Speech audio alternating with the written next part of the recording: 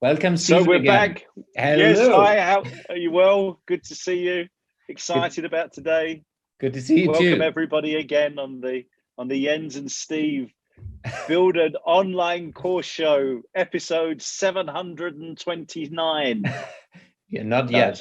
Not yet. It's only episode 4, but we're rolling along here, which is really cool, and doing really well. So yeah, pleased to be here. Thanks for doing this again today.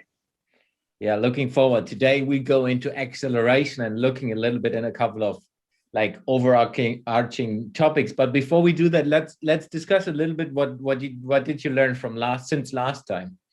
You did shoot out a couple of things. So so we created a Survey Monkey with a number of questions, not too long. I think it's about 6 questions, which we've been pushing out into retail Facebook groups. It's gone out into a couple of networks that I'm part of. Some of you may have seen it on LinkedIn. It's been tweeted out, so on and so on. And the results are flowing in. There's a few aha moments that we'll share maybe next week. So, which is really, I have to say, really encouraging. Mm-hmm. So if you're watching this and you've completed the survey, thanks for doing that. If you'd like to help us and complete the survey, drop a message in the comments here, and I'll send you a link to the survey, because all of this information is so valuable to help us build this course. And yeah, I'm enthused. Like I say, there was a big wow moment during the results this week, which we'll share a bit, maybe a bit later on in next week's show. Yeah.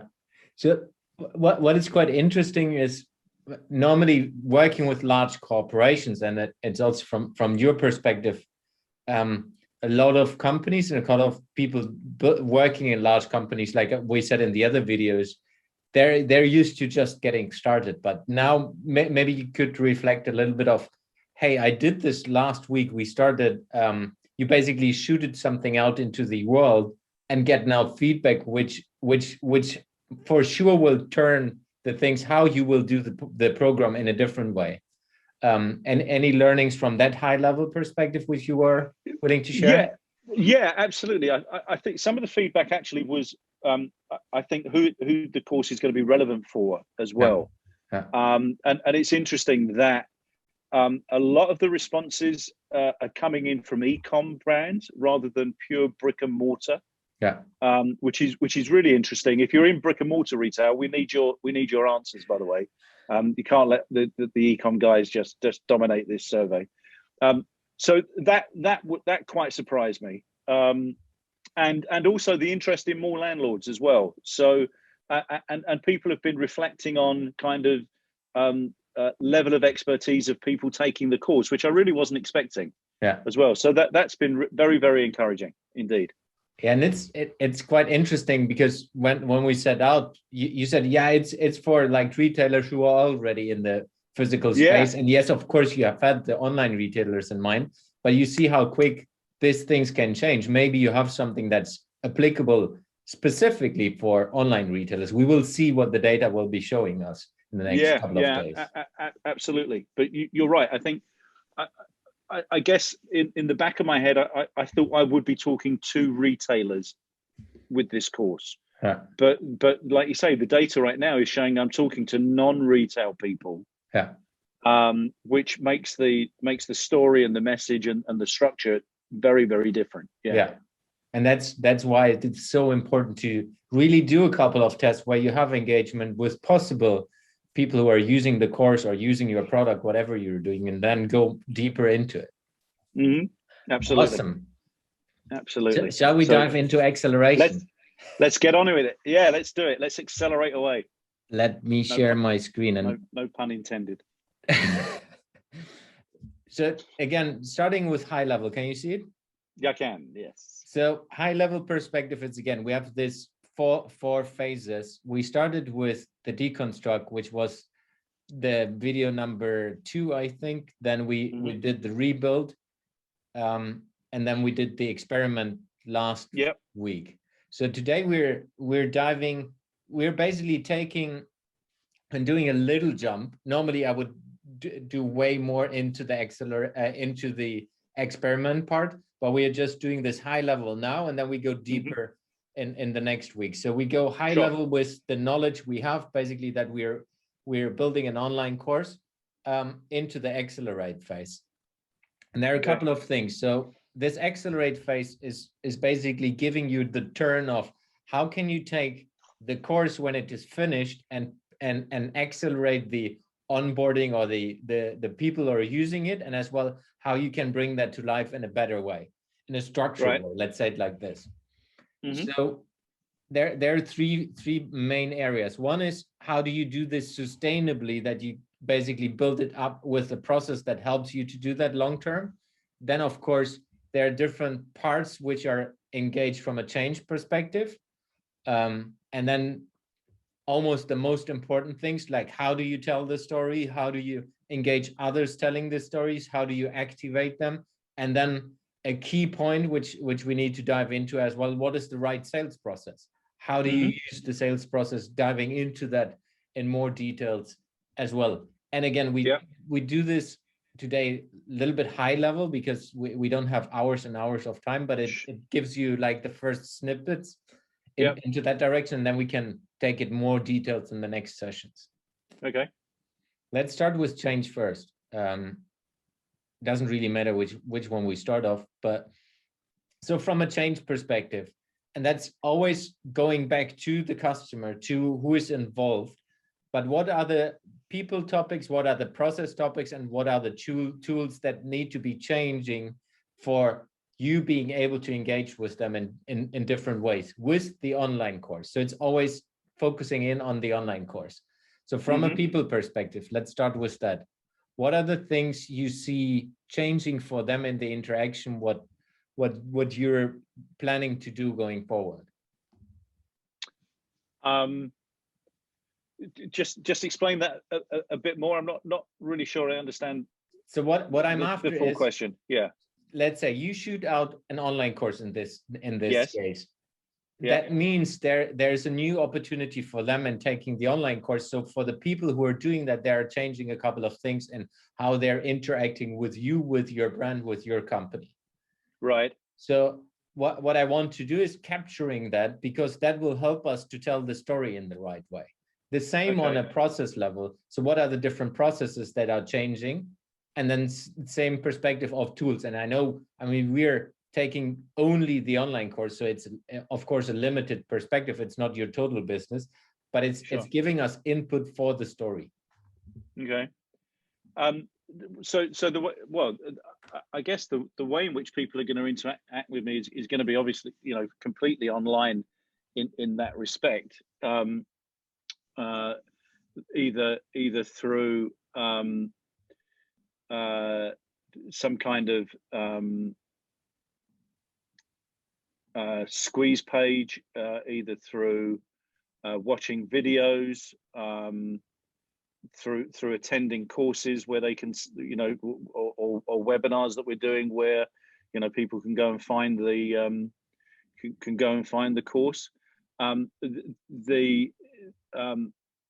then obviously any interaction that those guys are going to have would be a virtual interaction at this stage, unless within part of the course there is a facility to ask, to almost ask I was going to say a private message, or a kind of one-on-one interaction. Yeah. But of course that could become time consuming. But maybe there's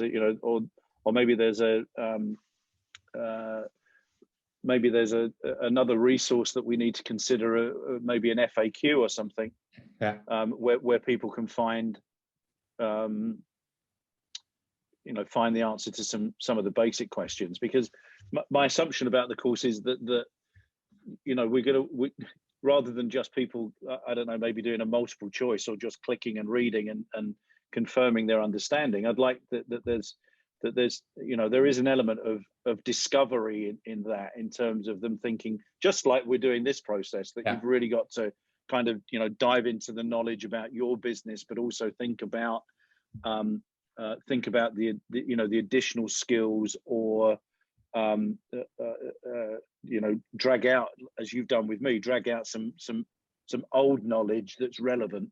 Yeah. So rather than it just being a kind of you know, multiple choice, you know, click and learn type process. Yeah. And that's something we need to iterate forward, but I think it gives us now a good understanding. Okay, it's focus on virtual, which means also scalability perspective for you. Yes. But still opening, let's have an open door policy or perspective that, hey, there is a possibility to engage with you in person, which is always a nice thing to consider as well. Yeah, absolutely. I've spoke about the kind of the way in which Jim Quick has done some of his limitless online learning, and I like the way that works. Also, the fact that with him, you can't leap ahead. You have to do it in order, which I think is, for me, certainly going through that process was really exciting, because being an entrepreneur, like many entrepreneurs, you know, I like to run towards the shiny objects first. So having it structured in that way was really helpful. So that we keep that as a good example, and we talked about that, I think, offline last time, that you really like his approach, and he's one of the brain gurus as well as like teaching others how to use the brain in a different way. And I think that's also related to learning, and he's talking a lot about learning as well. So it's a good thing. Yes. So what do you see from a people perspective? The people who are engaging with you inside the course, what is different for them? What will be changing for them? Well, so if we look back at the data that we're getting from the survey, I think one of the biggest things that's going to change for them is that with the amount of ecom people that we're engaging with, mm-hmm. that they're coming out of a digital world into a physical world, right? Yeah. So there's for them, I think that's going to be a big learning curve, because physically they're gonna have to you know, learn new skills, like, you know, like merchandising. So we're not talking about photoshopping now, we're talking about, you know, lighting and putting things out and pricing things, putting things in the background. Yeah, exactly. Yeah, putting things in the background, exactly. Having the right lighting so that you can highlight your products.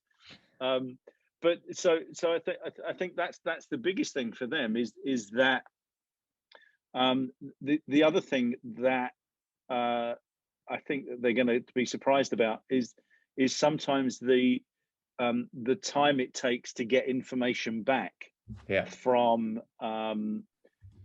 host sites and so on. So there's an impact on time, but also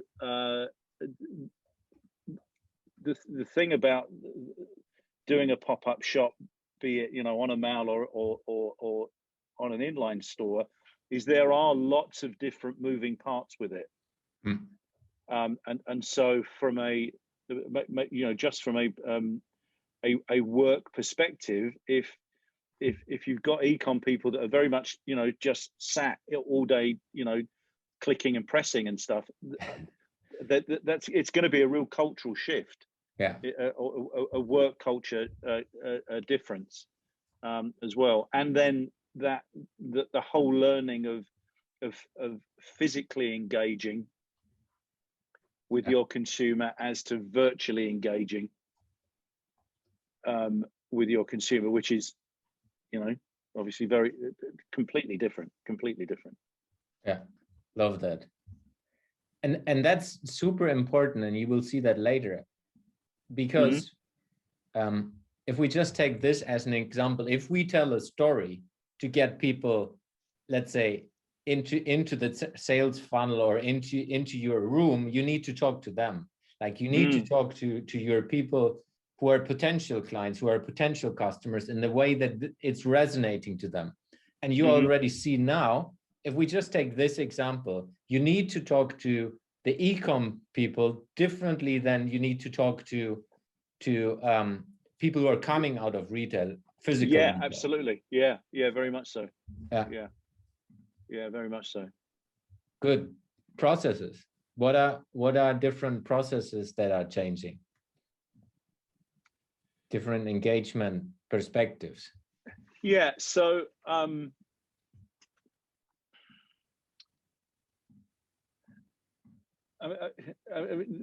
easiest way for engaging with these people I think is going to be either through, as I said, maybe squeeze pages, maybe through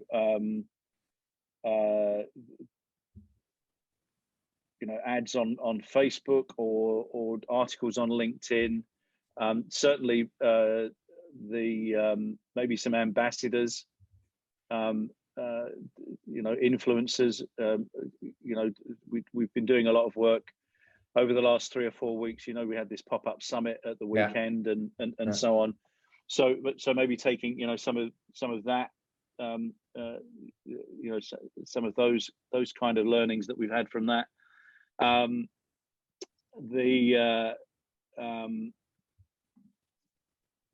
other processes I think are around, certainly for again, maybe for the Ecom guys will be used to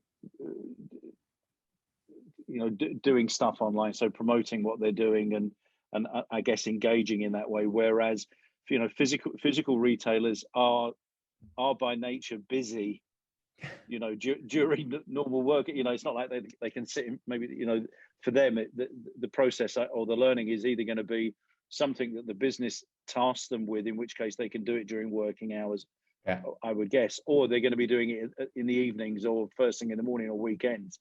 So I think that the flexibility of the course has to be, there's got to be some flexibility on how they can do it, and whether I don't know if this is relevant or not, but whether this is something that you can not only do from a laptop or a tablet, but you can actually do from a mobile phone as well.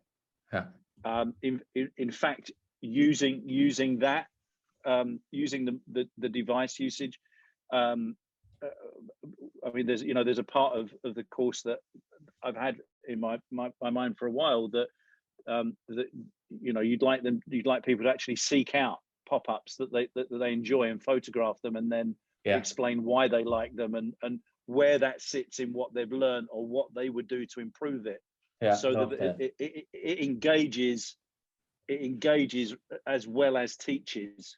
Does that make sense? Absolutely. I just put that engagement strategy a little to the side as a reminder for us. Because I think I think you have mentioned and scratched that last time as well. There's a community angle to it. Yeah, there is. Yeah. So it's not just, yes, it's one perspective is you deliver the knowledge, but it's at least what I understood from you is you see it not just delivering the knowledge and teaching in the old-fashioned way. It's more through engagement, giving them and empowering them to do their work in a different way, in a better way. So that means there is an interaction part of that, and which can be as well a community which you facilitate in different ways as part of, or step-by-step approach of the online course. Yeah, absolutely. Yeah, cool. So we keep that at the side here. I think that's deep enough for now. Okay. Let's do sustainability last and go first into sales, but because that's a fun part. I've just a couple of reminders. There are different sales processes. One is like supermarket or like basic retail, which like you have a store, you open the door and you go in, you choose what you want and you go out. Then there's an onboarding process, which is more like consultant hey, you have an interaction, a first interaction that leads to another interaction that leads to like a contract or an engagement. Then of course you have e-commerce, which is basically the supermarket in an online environment. And then you have a structured sales funnel where you go from attracting a lot of people to funneling it down to getting the people buying something specifically. So what we need to find out, what is the right process for you in the online perspective? Well, for me, I think that the two are the ecom and the funnel as far as that's concerned. Although, one question I was going to ask you about is actually sitting this inside an online learning academy, where there are all sorts of courses where people, you know, as you say, almost like an online supermarket. Maybe that's the ecom approach that you're talking about, where people can, you know, click and find the course that they're looking for. I don't know if that's what you mean by ecom, but yes, but I certainly think ecom and funnel are the two primary drivers as far as sales are concerned. Of course, just as anybody would be doing, you know, every time you're speaking to an audience or engaging with an audience, I give away a free book all the time called Pop Up for Beginners. I would be talking about this online course and where they could find it anyway, but I don't see that as the primary driver for this. I see it being funnel and ecom as being the primary. I would call that as well. That's a step inside the funnel. Yeah. Okay. Fine. Just the onboarding is more like high ticket, which always sounds bad, but like high engagement perspective. You're a consultant. You are having like very, very personal, intimate discussions with a senior executive of that business, and then you grow that into, let's say, into an account, or you grow that into a huge deal you're negotiating. Yeah. So that's more that perspective. It's like buying properties. You wouldn't buy a house just from a funnel, where it's like, I've seen something on the internet, nice, let's buy a house. The funnel might bring you to that, but it's more some slightly different perspective. So you started already with the different steps. If we just go high level for today, what are the different steps from a funnel perspective to start somewhere and then get people? The end of the funnel is basically, if we just zoom in onto the online course, and of course this funnel can be one of many funnels when we talk about your total business. But if we talk online course, the end of the funnel is a person is buying the online course, like signing up for the online course. That's the last step. What are different steps you see right now? So, well, within the funnel, I guess,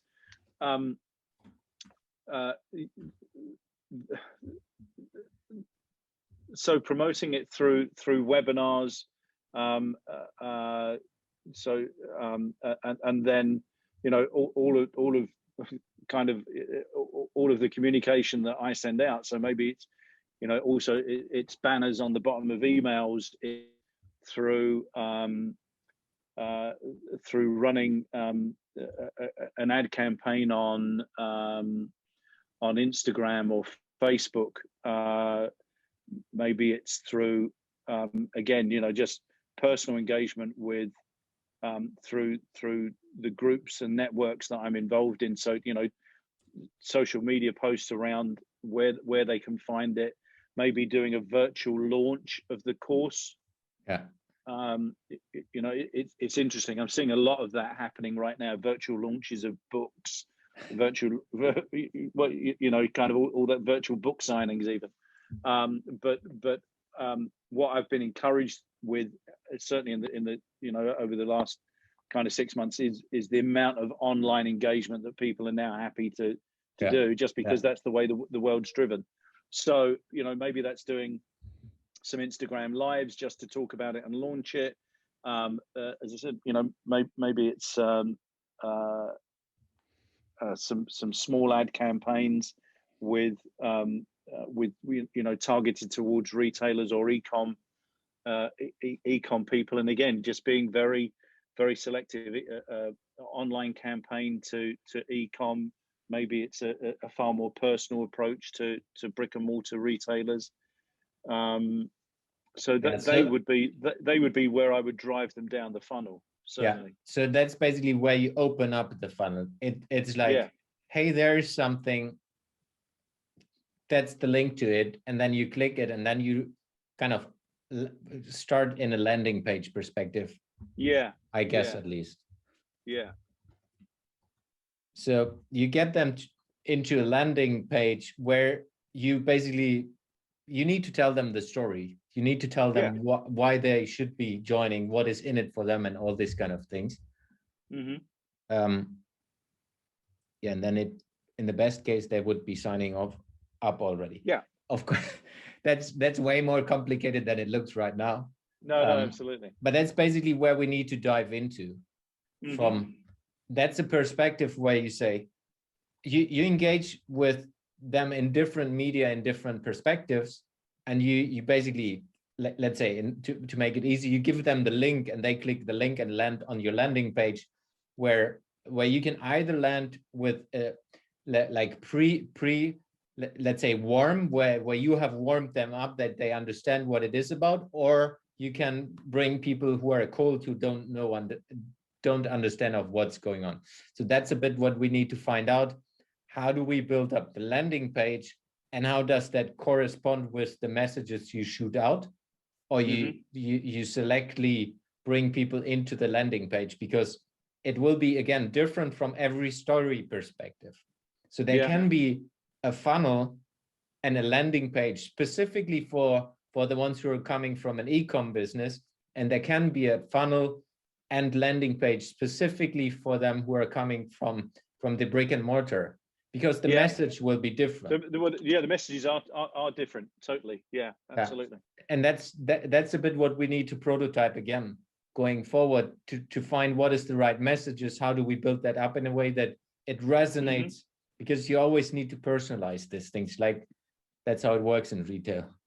Yeah, absolutely. And then from an e-com perspective, well, we need to find out, and that's a bit as well, selecting the provider of the online course. You can do, you can do it completely on your own, where you let's say you develop a website and you put everything inside a members area inside the website, and that's yours. But then you don't have the e-com perspective, at least not in the beginning.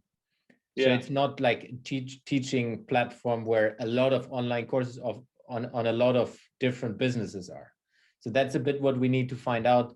Is it an online platform which is like Teachable or Udemy or whatever, where you have this ecom part available, where it's basically, if you're lucky, you're ranked in one of the good ones and you're shown to a lot of people, so that you get additional traffic into your funnel, or you build it up for your own, and you basically build over time an ecom perspective where you have different online courses on a landing page. So that's a bit what we need to dig into, what resonates to your feeling as well, and what resonates to how much money you want to spend, basically, because you can have the setup in both ways, rather cheap, affordable. That's cheap might not be the right word, or very, very complex. So that's a bit what we need to find out. Sure. I mean, you to me, Teachable. I mean, I'm seeing a lot more marketing from these guys as well. So I guess, if you look at low hanging fruit, and people are using those kind of platforms more and more, then perhaps that's the that's kind of the low hanging fruit to do it. But I understand what you're saying. You're then competing with all the other courses that are on there. Yeah. I haven't done any research into these as yet. So one of my takeaways today will be to go and look at those and see what there is in the kind of retail space. But I would be really surprised if there was something that relates to pop-up shops there. I mean, I would be encouraged. Don't get me wrong. I would get really it. be encouraged by it, but somewhat surprised. But I'm sure that there's retail learning in there and stuff where this might sit, and marketing learning and business growth and all of those sorts of things. So, I think that's a takeaway for me from today is to do a bit more research into these and just see what we can find. I've personally done my own webpage and Teachable, so I have knowledge about that, which we can talk about as well. So I have deeper understanding of how that works and how much work it is for both of them. Good. Let's go a little bit in the story. That's of course a huge exercise getting into the story. I mean, telling the story is one of the most critical things in building the brand of the online course. And of course, it needs to resonate with your story, with your personal story, with your overarching brand perspective. And there are different ways. We will not be able to go all in all details. I just have prepared two perspectives. So one is telling the hero's journey, or telling a story according to the hero's journey. And the hero's journey, I mean, every movie most of the movies are built on the hero's journey. Like all the action movies, like the Lord of the Rings is one of the best examples already, because everyone knows it. Like like Frodo is set out to an adventure and then is struggling through it, and in the end he's winning. And it's the same with any adventure movies out there. They're all built on the hero. So what you can do, you can basically build up a story according to that structure on how you bring that to life.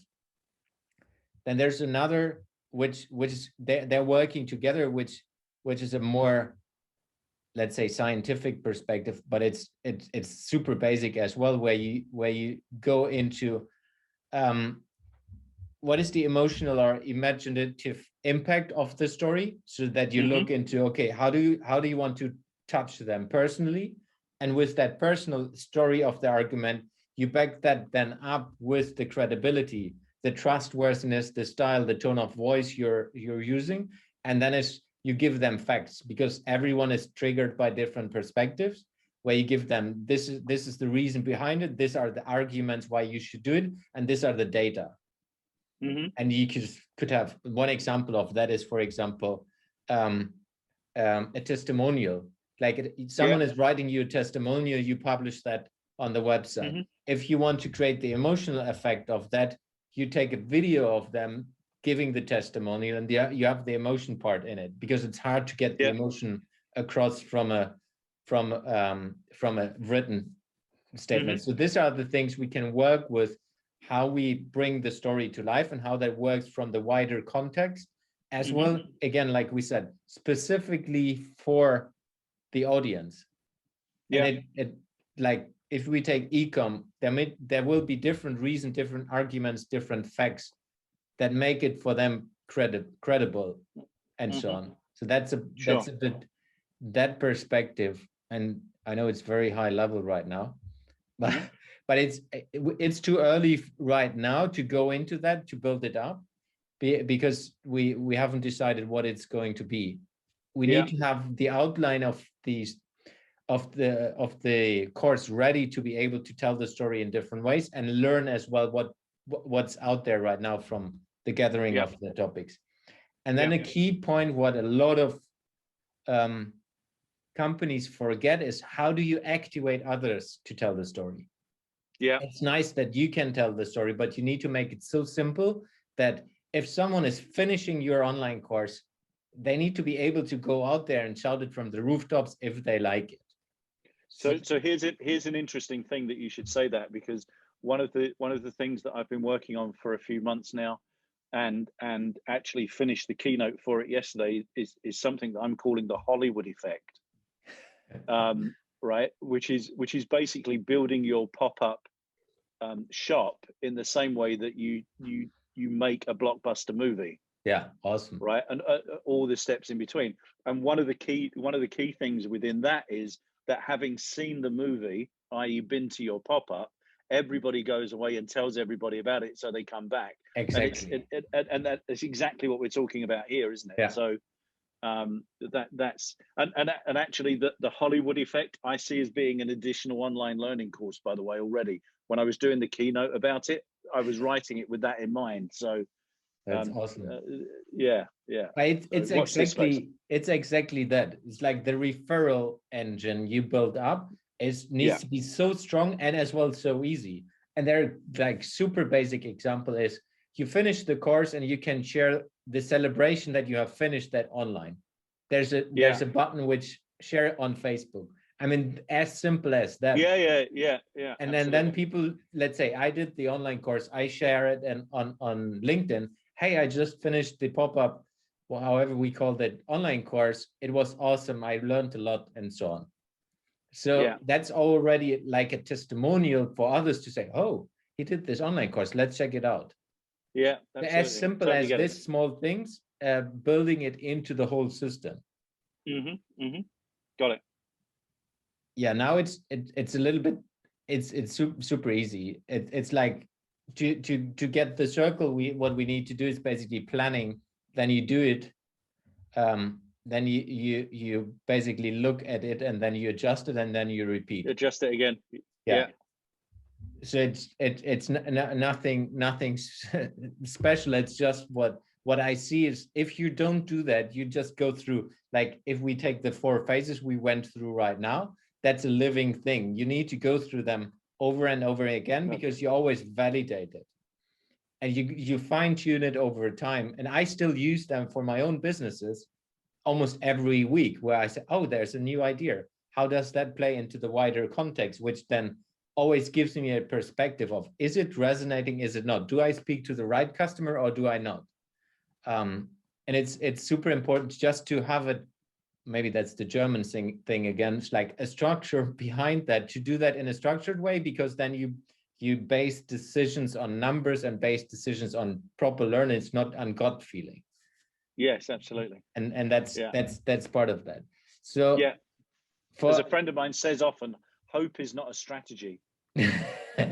That's a good one. I need to repeat that as well. You can use that one. Yeah, I do.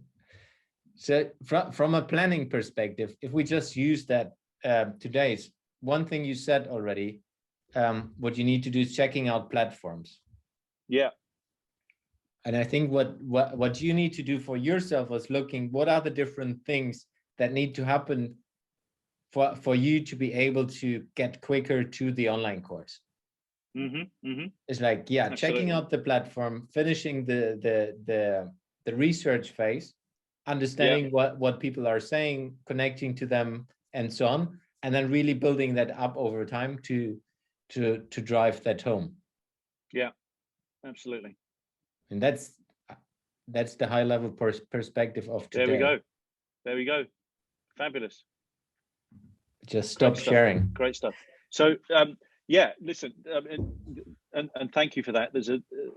And it's interesting how some of the things I'm thinking about are crossing over in terms of what I'm learning here now as well, which is thankful. Anybody watching, if you are a brick and mortar retailer, we would love to hear from you, because as we were saying when we started this, we're getting lots of ecom people completing the survey, which we're grateful for. And please don't stop if you're ecom doing that. But brick and mortar, I don't know, come on, wake up, brick and mortar people, wake up. You're letting the physical space down. Would love your feedback. Please come and talk to us about that.